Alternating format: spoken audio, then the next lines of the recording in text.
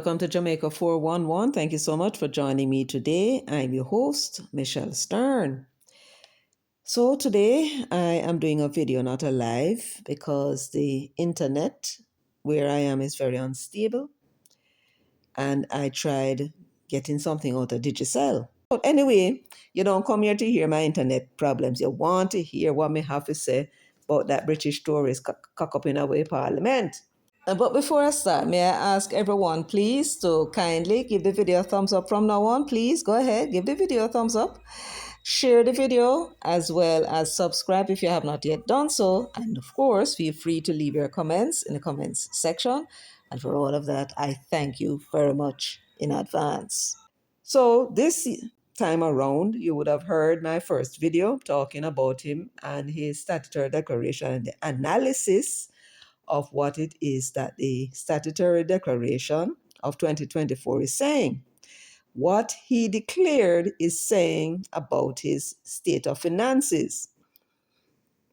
And if you take it as it's given, and that is how me operate, me take what them give me and see what it is them saying to me and you. And I did my interpretation.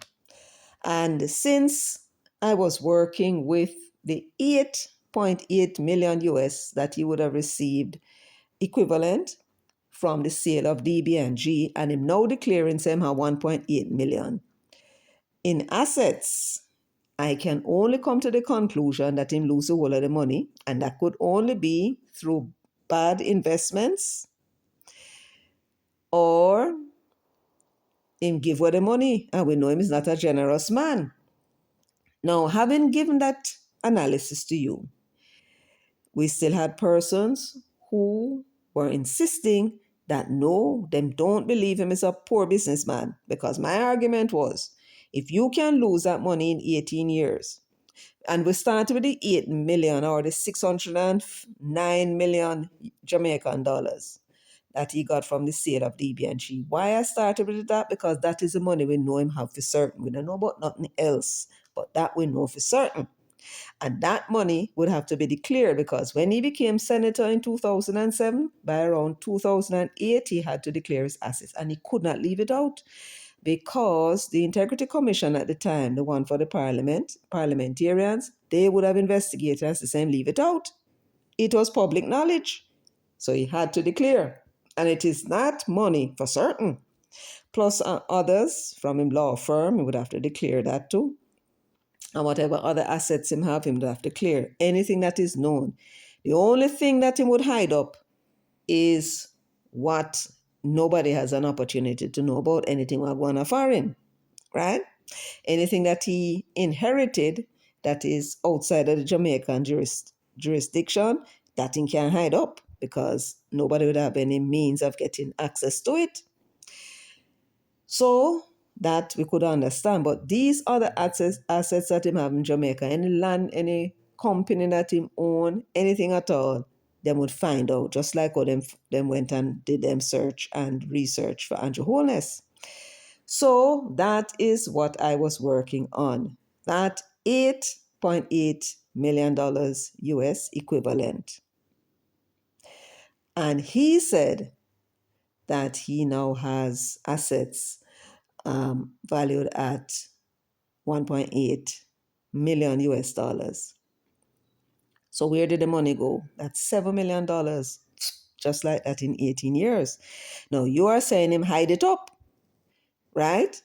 Now it make no practical sense for you to hide something everybody know, but maybe you're onto something. Not sure what you're onto, but you're onto something. And maybe I may have an idea as to what may have happened to that $7 million, assuming that it is still there.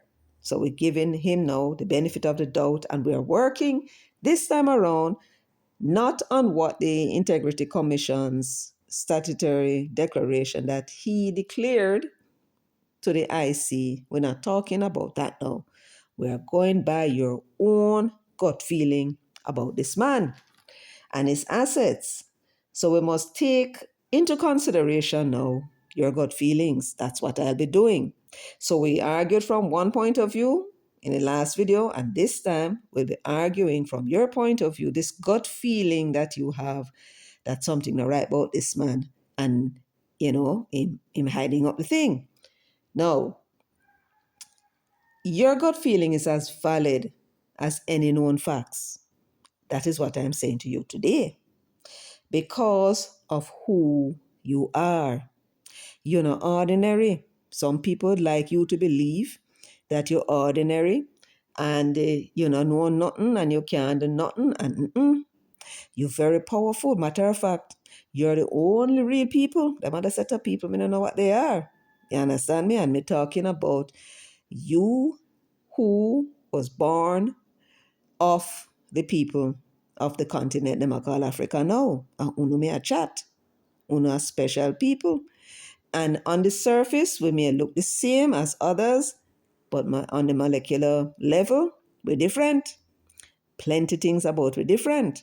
You understand? So we now are different. One thing that we are also are people of the truth.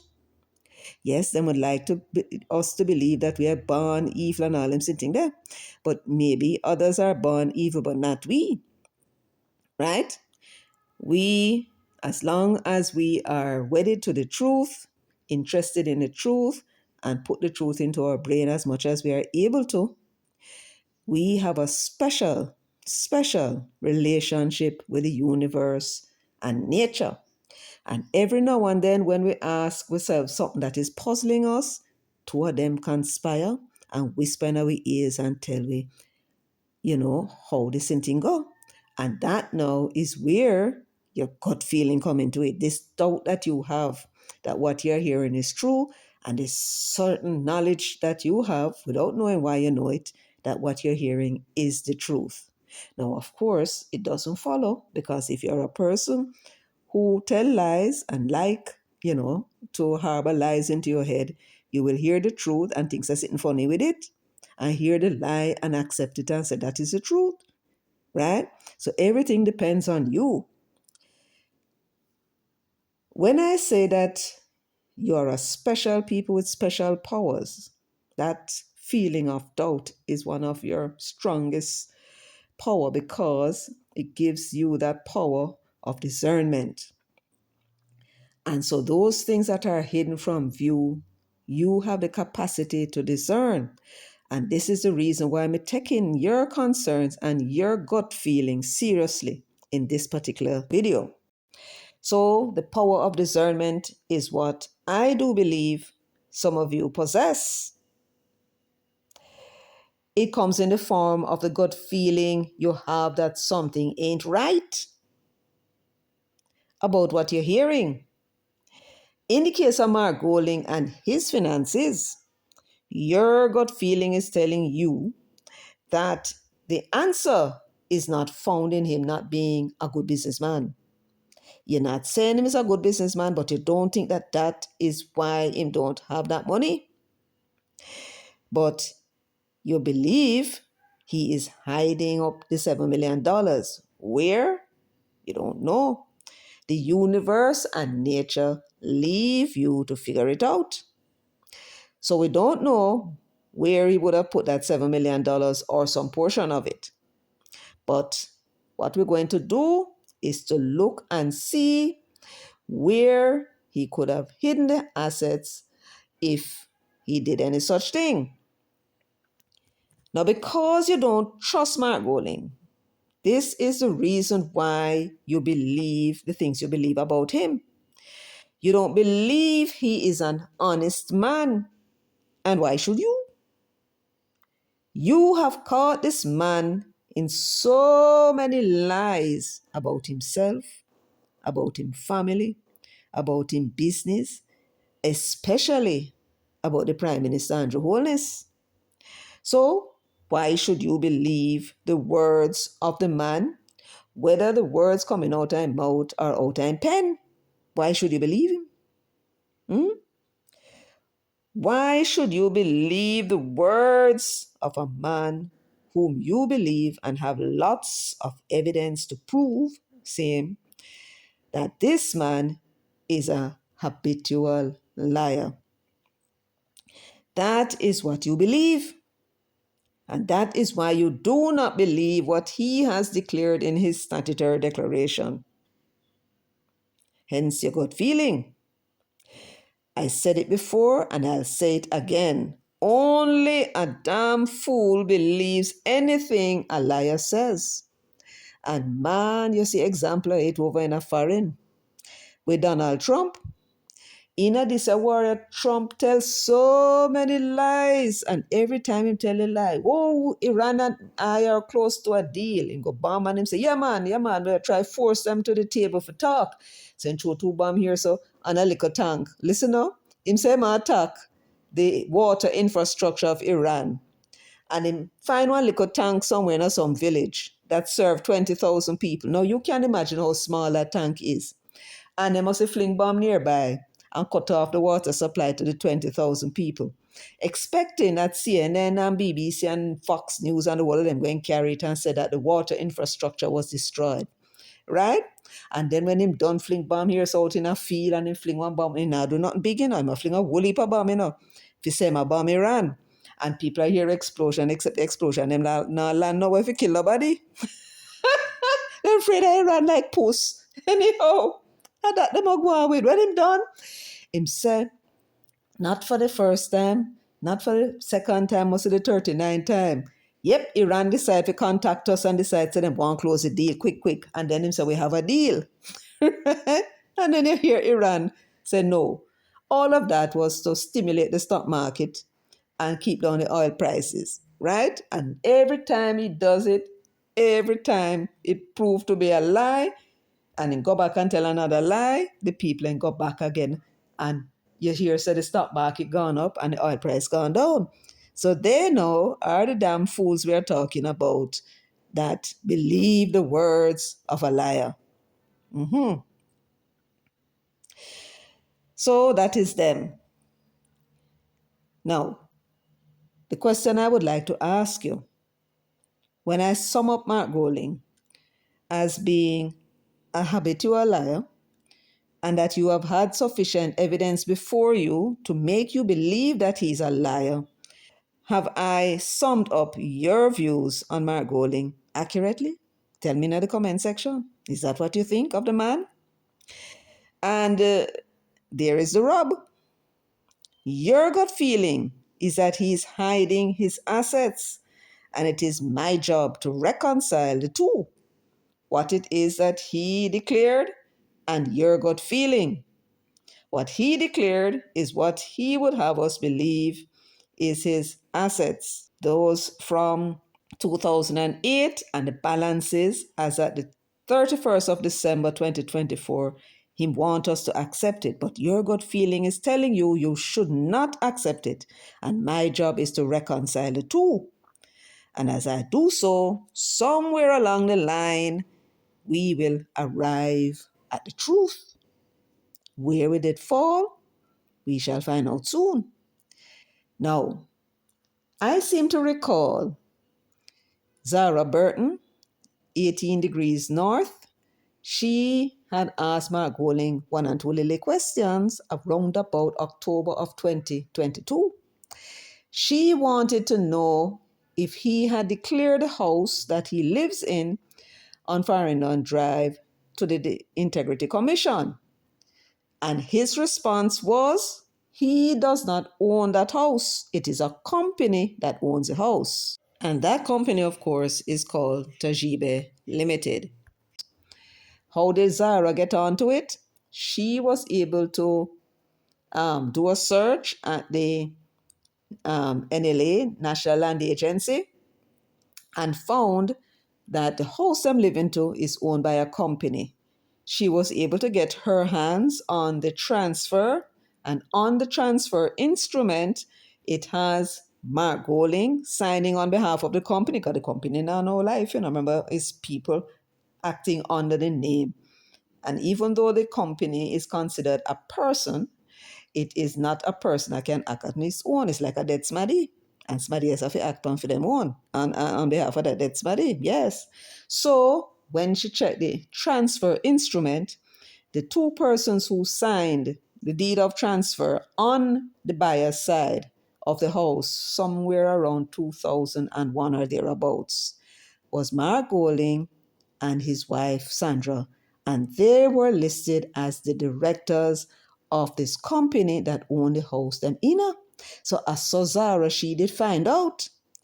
And when she asked him, him say, him don't have to declare it because it is not owned by him. When Zara Burton had asked him, so who are the shareholders of Tajiba Limited? He had told her that it was him and his wife Sandra, but they are no longer the shareholders. Well, I would have loved to see that, because when it came to that company that owned the shares of DBNG called Transaction Management Limited, I think, Sandra name never upon it as a shareholder. It had somebody named Tyrell. She had one dege share, and he had the 199 share, which means whatever it is, she's supposed to get one little bit out of it, and him get the rest. And Sandra would get nothing because she was not a shareholder, right? She would not get anything as of right because she was not a shareholder of the company. So Zara did an excellent job in bringing all this to our attention, because we never know that. Never even know where the man live. He then said to Zara, but I've been sending in my statutory declarations, and the Integrity Commission knows where I live because I declare on my statutory declaration, this is where I live. And they never yet asked me, the question about who owns it. So them know. And which is very interesting, right? He only puts the Farringdon Drive house on his statutory declaration as his address, but he never apparently declared it as part of his assets because he says it's a company that owns it. Now, you will recall that when Andrew Holness was submitting his statutory declaration, and we're looking now at the investigation that was done into his finances, he had to declare the companies that he is shareholder in and director. But there were others. I do believe it may have been Dwayne Vaz, who declared that he was a director in a company. And the Integrity Commission had asked him to provide the company's audited financial statement. And he failed to do it on time, and that was why they had prosecuted him for not having submitted his statutory declaration on time. Right? So, if Mark Golding is the director, or at the time was the director of Tajiba Limited, we don't know what the status is, then he ought to have provided audited financial statements to the Integrity Commission. And we're not quite sure if that was being done,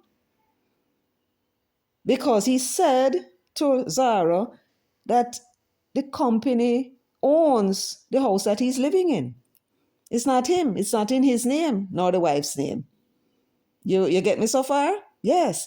So I think that where we need to turn our attention for the possibility of what has happened to the 7 million is to two companies that we know Mark Golding owns: Tajiba Limited and Transaction Management Limited.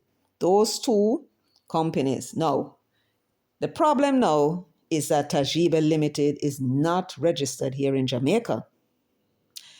Quite a lot of business people have registered business in one of those tax havens, and they call it estate management. The long and short of estate management is them trying to, one, avoid paying taxes, two, hiding what assets they actually own, and three, hiding the directors and the shareholders of the companies that they registered abroad. And there are some instances where the ownership of these businesses abroad may well have been set up to facilitate money laundering. And I'll tell you how that works. Let us say, for example, somebody in the police force, or maybe somebody in high position, maybe a politician, a councillor, or a high government official, they may be in a position to, for argument's sake, facilitate the transiting of drugs through Jamaica. Now, that person is going to demand a bag of money. And if them get the money, them hardly can put it under them mattress. Lest thief come and lick them on the head, take it away, and maybe them end up and lose them life. So now you have a problem. Where can you put the money to keep it safe? You can't put it underneath your mattress. And you can't put it in a bank in a Jamaica because them are one where the money come from. And you can easily get yourself in a problems if you're running business and the business not generating that money, you're in a problem. So the best thing to do is to set up a bank account in a country that will allow foreign people to set up bank accounts, like the Cayman Islands, I do believe the Bahamas, Bermuda, Switzerland, but many of them prefer closer to home. They want their money close to them, so Cayman Islands and so on. Now, that is what you do when you have money. You just keep it in the account. When you go foreign, you spend it. What would happen now if you decide that you want to buy property with this money? Again, if you come to Jamaica and you buy the property with this money, it could raise eyebrow if your income not matching all them whole heap of assets that you have. Some people buy the property in other people's name, people that they trust. Could be a friend, could be a girlfriend, could be a family member. They just have to trust that person. And then they put a caveat on the property that if the somebody try to sell, because if them named upon the title, then will know. Because they will have to contact them, ask, can you lift the caveat before the titles office, will allow the sale of the land to be completed. So that is a strategy that they use. Me I tell you enough things when I learn in a real estate, Yes, man, I don't know if you know all of this before, but if you don't, well, you're here now. That is what a lot of people do. And then you have those other sophisticated people now who set up companies in order to conceal their illegal activities. And now them decide they want to turn that money into something now that them can enjoy, because money is of no damn use to you unless you spend it. The question now is, where do they set up these companies?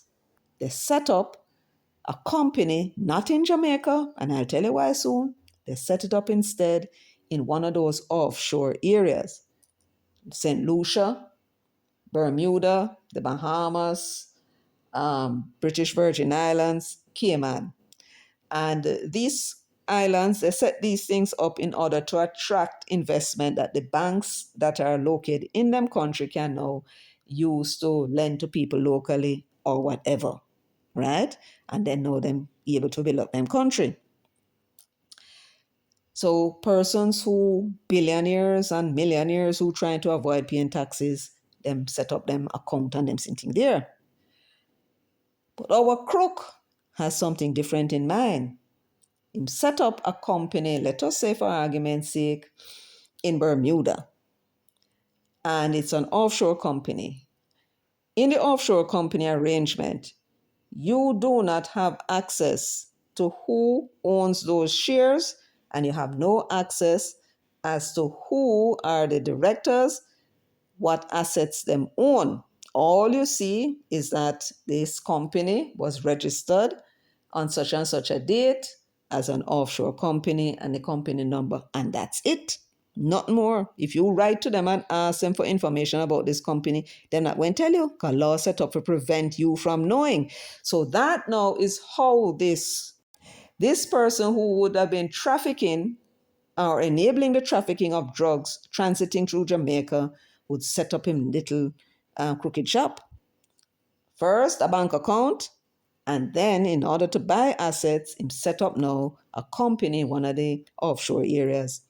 Buy the assets in Jamaica now with this company, and nobody knows who is behind the company, where the money come from, and therefore he is safe because nobody can find out from that government who these people are behind the company. So you have the legitimate people and you have the crooked people that is facilitated by these arrangements outside of Jamaica. Now, why do they do that? Because in Jamaica, the company's office and its records are transparent, it's open for public viewing. Not only can you know the name of the company number, when it was registered with the company's office, you know what its core activities are, you know how many shares, how many was issued, who it was issued to, you know who are the directors, the company's secretary, you know who are the directors who are no longer directors, shareholders who are no longer shareholders. And you know, also them supposed to have them address and them phone number listed. It is completely transparent. Every single document that is filed with the company's office, the annual return, which is supposed to have your current list of directors and shareholders. Anybody gone, you put where them gone. If them dead, and so you find out things. And the financial statements, I do believe, is also declared, including the assets that are owned by the company, right? That is also listed. All of that is available on the company's website in Jamaica, the company's office website in Jamaica. It is available, and anybody can go upon their website or go into their office and ask to see the record, and they cannot refuse. You pay a little money, $100, and you get access. And that is my understanding of how the thing's set. That, of course, is not going to suit the interest of a crook, somebody that is engaged in drug trafficking and enabling the trafficking and transiting of drugs through Jamaica. It also would not suit those persons who have a privacy thing about them. They don't want nobody know them business. They're not doing nothing illegal and just don't want nobody know them business. Wouldn't suit them either. And it certainly would not suit other persons who are looking to hide away from the tax man the money because them feel them appear too much. And some people not paying enough. So that is the scenario we're talking about. So this would be the reason or the many reasons why persons would establish a company abroad in these tax havens to hold them assets. Do you follow me? Yes. Now, Mark Golding had Tajiba Limited, Tajebe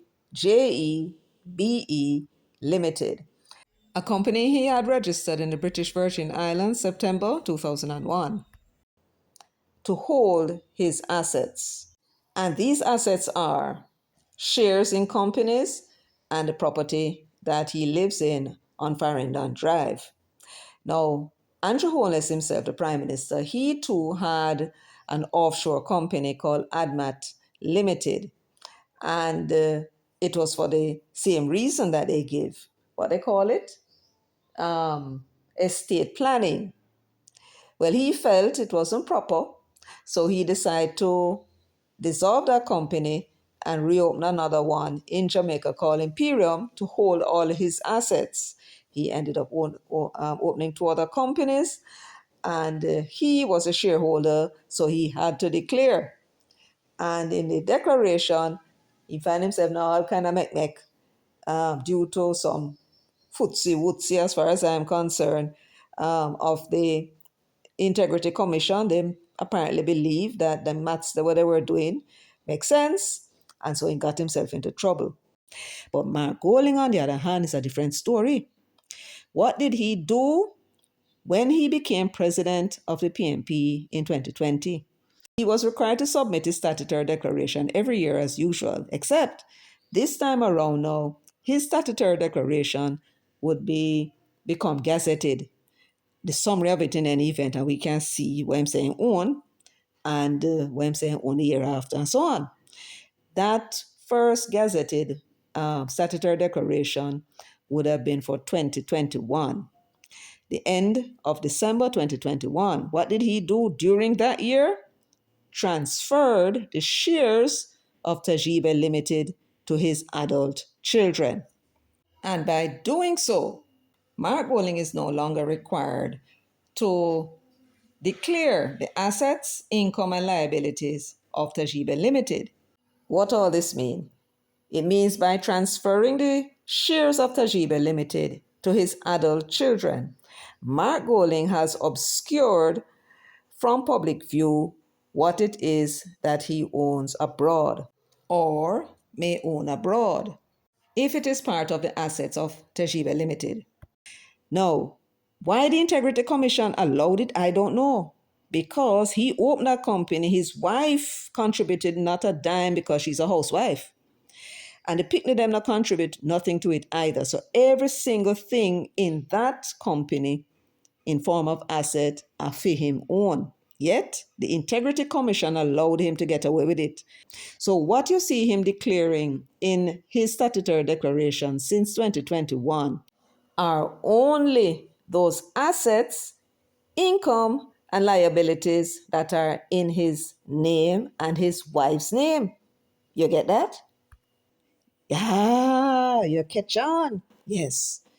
Only the assets that are in his name and the wife's name are where him declare. And when it come on to the income that you see declared, it is only the income that is in his name. The income that is going to Tajebe Limited from the shares of Proven would not have been declared because the company is now owned by three adult picnics.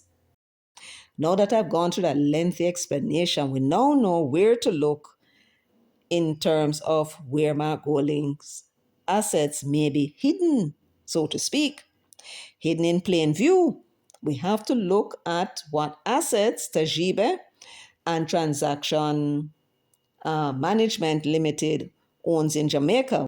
We can't know what Tajiba own a foreign, but we can know what them own a Jamaica. And therefore, we're going to now do a deep dive and see what we find out, if anything. Looking at Tajiba Limited, we need to find out whether or not they own any assets in Jamaica. And it says, yes, Tajiba Limited, a British Virgin Islands registered entity, owns a residential property in St. Andrew. Public records and financial filings have identified the company as owning a home in an upscale neighborhood off Farringdon Drive. Additionally, Tajiba Limited has held significant equity investments in Jamaica, specifically as a shareholder of the regional financial holding company, Proven Group Limited. Now, when I tried to get onto the company's office, it was not working. So I had to find other ways to get the information. So we did know that it owned the shares in the home at Farringdon Drive that Mark Golding and his family lives in. We also knew that Tajebe owned shares in Proven, so that is not news. Next question we need to ask is, are there any other assets at all apart from these two that they own? And evidently, only Proven Group Limited they have shares in. What's the amount of shares? 10,238,097 shares. And this was what we were able to find previously when I did the general search of the company's website and got some information from the property tax, right? That no other corporate equity holdings or stock market investments in Jamaica have been legally or publicly linked to Tajiba Limited. In other words, the only verified commercial equity investment in Jamaica held by Tajiba Limited is in its shareholding in Proven Group Limited, right? We have no other information about them owning shares in any other company in Jamaica. That you can check at the Jamaica Stock Exchange if they are invested or large shareholders in certain entities, it would be noted. But another place you can get that information is in the company's office itself. Online, you simply do a general search, advanced search, and see if the name Tajibe turns up as a shareholder in small quantities. Follow? So if you're doing a general research and you want to know if the company has some, one share or two share, or maybe 100 or 1,000 share, that now you'll get from the company's office. The stock exchange, though, would make a note of the big investors. And that is how we were able to tell that Tajebe owns 10 million ordinary shares in Proven Group. Remember, Mark Golding was one of the founders of Proven Group after they sold the shares in DB&G. When it comes to real estate, it owns only one real estate property, and that's a house that Mark Golding and his family lives in. And this is a registered title for that property. It's volume and folio 1376, folio 315, and it says Tajiba Limited, a company duly incorporated under the laws of the British Virgin Islands and having as registered office situated at the International Trust Building, blah, blah, blah, is now the proprietor of an estate in fee simple, subject to the encumbrances notified hereunder of all the parcel of land, part of Barbican Heights in the parish of St. Andrew, being the lot numbered 409 on the plan of Barbican Heights aforesaid, deposited at the Office of Titles on the 17th day of March 1955. And this transfer was effected, well, it is a title, it's a new title from the one that it would have been registered under when it was sold to him, and you would have seen the owner, the person who had owned the land, who had sold it to him. And this, of course, was dated the 9th day of August, 2004. If Tajebe owns other properties outside of Jamaica that we don't know, that seem not to have come up on anything. So let us assume that these are the only two properties that Tajebe owns, the assets of the company and the piece of land, or I should say the real estate property. Now, that is not the only thing that Tajiba Limited would be holding. It would also be holding the dividend that is paid from for the shares in Proven Group.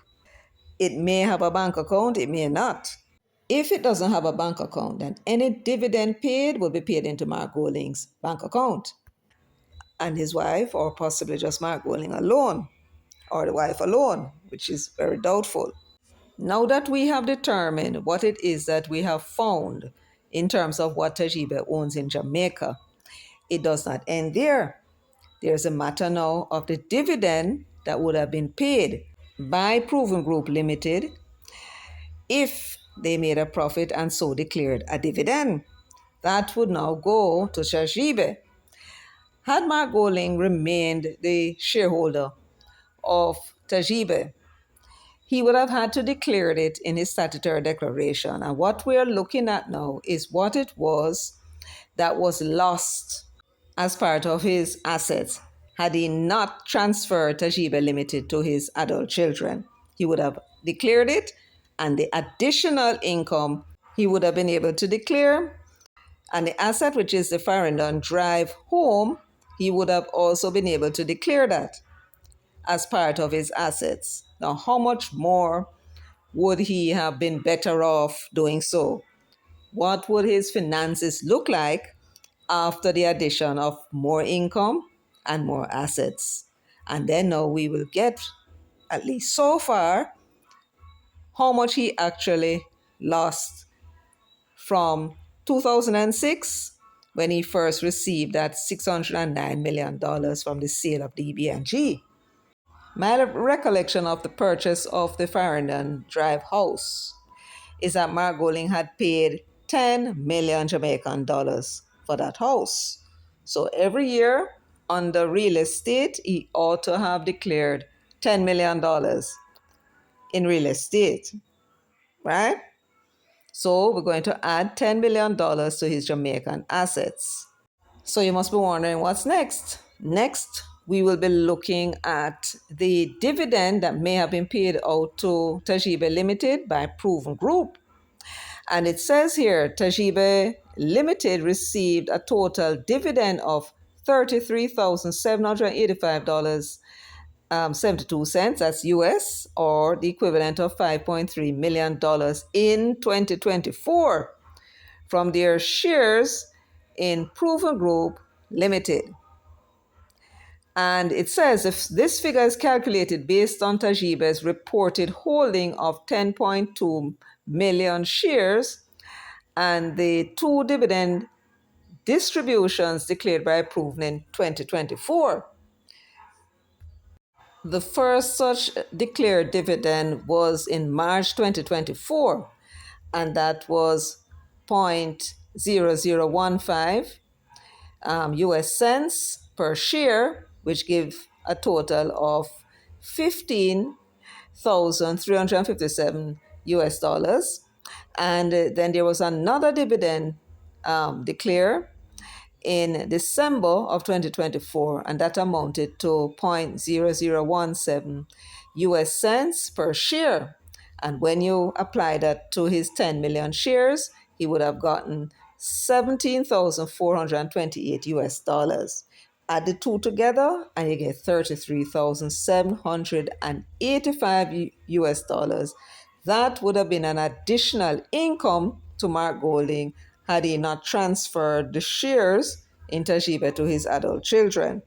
So we're going to add that now to the statutory declaration of 2024 that was just certified to see what his financial position would be. Let us first look at the income side. Now, we had him losing $7 million over the 8-year period. Now, had he added the 2024 dividend of $33,000 to his income, then he would have lost only $6.9 million. But remember, it was from 2021 that he had transferred the company to his children. So he would have earned dividend in 2021, 2022, 2023, and 2024. So you have an accumulative amount for that 4-year period. And we are going to assume that he never spent $1 out of it, just to make it simpler to calculate. Over that 4-year period from 2021 to 2024, Proven had paid out a cumulative amount per share of 0.0163 US cents. And when you multiply that by his total shares of over 10 million, what you get is $166,880.98. That is what Tajiba Limited would have received. That is not reflected in the statutory declaration because in transfer it and give pick them, right? So, and of course, we here at 411, and I'm quite sure that you too, don't believe he transferred all of that money to his children. He still maintains the beneficial ownership of those shares. Him simply have it in the Pitney them name. What we did notice though about the title when we just looked at it, there is no caveat. So those children can sell the damn house that him and his wife live in. If him no want Lego some cash pan them, they can do just that. But that is the situation where him put himself into. Now, if we should take away now the $166,000 that he received in dividend from the $7 million, then over the 18-year period, he would have lost $6.8 million, right? And that's US we're talking about. So in finance is still not on good. $6.8 million lost over 18-year period. In finance is not look good. Now there is another calculation that we can do. We can take into consideration the idea that he may sell his shares. He may decide to sell the whole of the holdings in Proven, all 10 million shares. What then would have been his return? So again, we ask ourselves the question, what if he should up and sell these shares? How much money would he be able to realize? Well, the shares on Friday, July 12, 2026, which was yesterday, was selling at $11.39. This is shares you're talking about last year or the year before, coming from $18, going backward.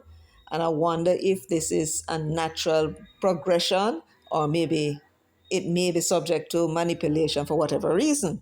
And I will not say what I think the reason may be. Anyway, at $11.39, if he were to sell them, he would have realized $116 million in the sale. Convert that at today's money, it would be 752,000 US he would have obtained. What we don't know to this point, because the company's office system is down, I should be able to tell you by tomorrow what the situation is, because we need to see what it was that those shares were sold for at the time when it was registered with the company's office, or I should say incorporated at the company's office. But if we were to minus now that 752,000 US dollars from the 6.8 million, we end up with $6,133,000. That is what he would have lost over the period. Now, when it comes to the assets, all we'll be doing is adding the $10 million for year 2023 and year 2024. And that was 65,000 US equivalent. Not much, but it is something, and it would have added that amount to his assets. So that is his situation. I'm still in bad shape. And until he can show, or we can find other assets that he may have, this is what we're left to believe, that he has lost $6.1 million over the period of 18 years. There's no two ways about it. For him to be hiding assets, these will be assets outside of the jurisdiction of Jamaica, assets that he may have inherited, not coming from any of his earnings here in Jamaica. That is as far as we can guess. So we're still working on your gut feeling, that you feel somehow or the other him have something hide up somewhere. Very possible. Apart from the money he would have inherited from his great-grandmother's great-grandfather, Benjamin Nunez, that had a whole heap of slaves and left the money for his children, we would expect that these children would pool the money together and invest it. So he may still be inheriting from that. But on his paternal side, the only one of his family that we know that, could generate some income that he could have inherited would be from his paternal grandmother. Her father, the Australian, he was a trustee for his uncle's estate, but the uncle left the money that he made to charity. Never want the picnic them get none, right? So we don't know how much his great grandfather would have been able to siphon off for his children, if any, right? So this is what we've been able to discover about Mark Golding's assets and income so far. On Monday, we do some more search when the company's website is up.